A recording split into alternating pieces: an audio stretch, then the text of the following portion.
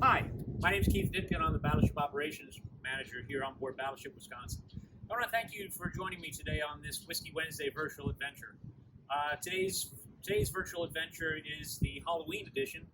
We have Halloween coming up here in a few days, and I thought I would tell you a little bit about the ghosts that live here on board Battleship Wisconsin.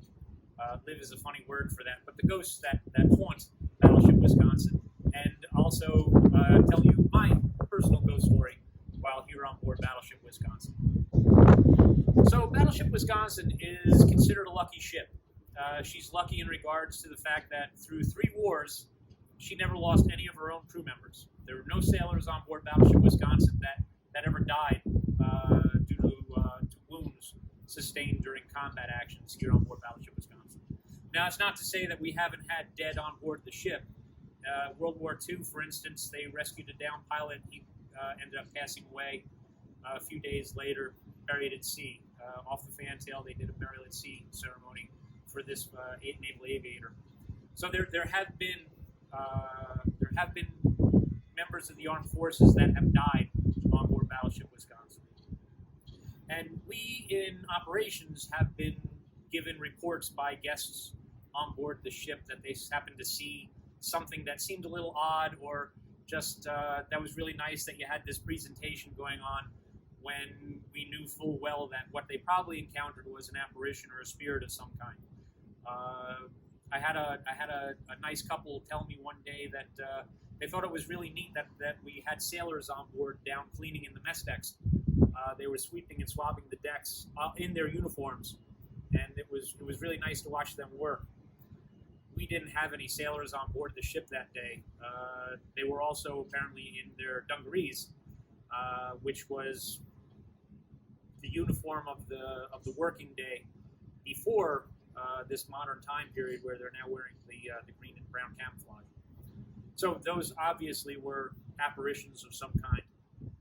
Had a guest on board the ship who struck up a conversation with a nice man in uniform who was working on a boat davit on the main deck. This guest talked to him about many different things for close to 10 minutes, and she kept walking about. She came back to ask him another question, and he was gone. The funny thing about that is that there was no one else on the ship that day. We were closed during COVID, and this guest was on board the ship for a flag raising ceremony. We didn't have anybody working in maintenance during the COVID closure, so this again, obviously, another apparition. He was in a full working uniform. So my story, it's kind of funny, it's kind of weird, but again, it's my story, and I'm sticking to it. But it was 1990. It's Desert Shield. We haven't gotten to Desert Storm yet. It was late October, early December, and I was coming on watch for the midwatch. Now, the midwatch starts at 11:45 p.m. and it ends at 3:45 in the morning the following day.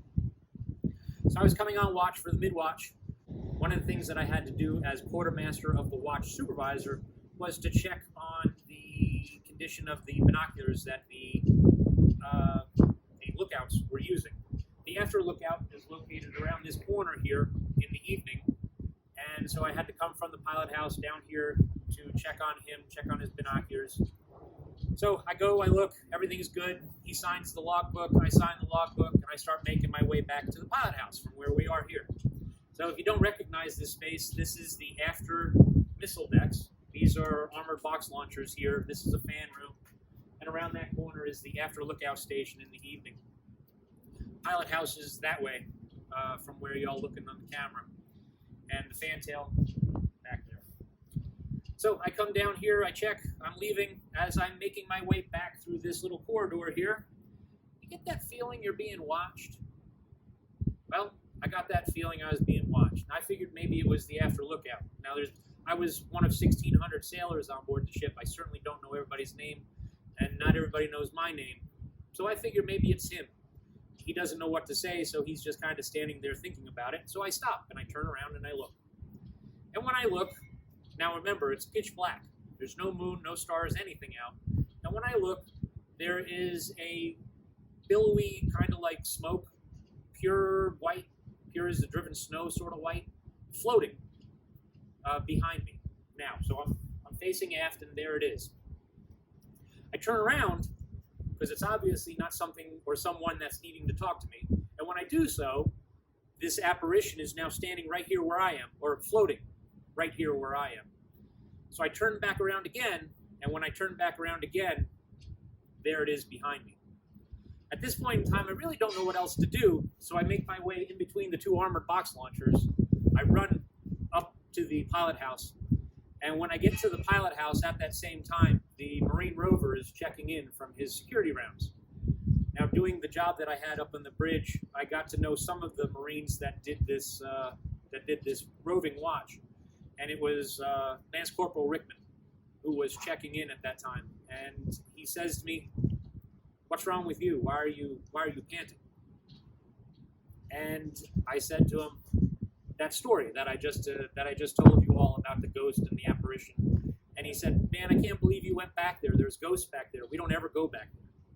So what he proceeds then to tell me is that they stopped coming back here in the evening because the Marines have reported seeing arms and legs floating around back here. I don't know what that's all about. That's their story. I've never encountered such a thing. I just had that billowy, wispy kind of smoke thing here. Now that was in 1990. We're going to fast forward to 2019. I'm in maintenance, and for the first hour and a half when I'm here at work, I have this entire battleship to myself. There's no other staff members here. It's around 7 o'clock in the morning. I'm the only staff member on board the ship, and I happen to be working up here on the after missile deck.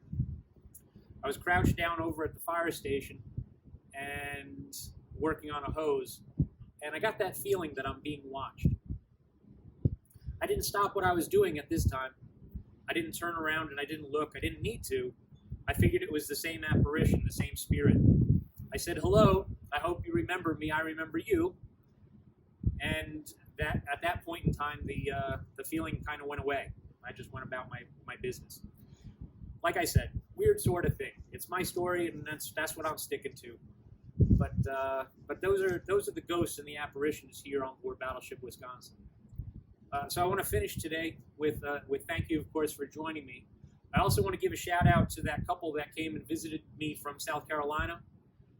I'm sorry I wasn't here to greet you. I'm glad that you watch. I hope you continue to watch. But I wanted to say hello. And I also want to give out a shout out to my wife.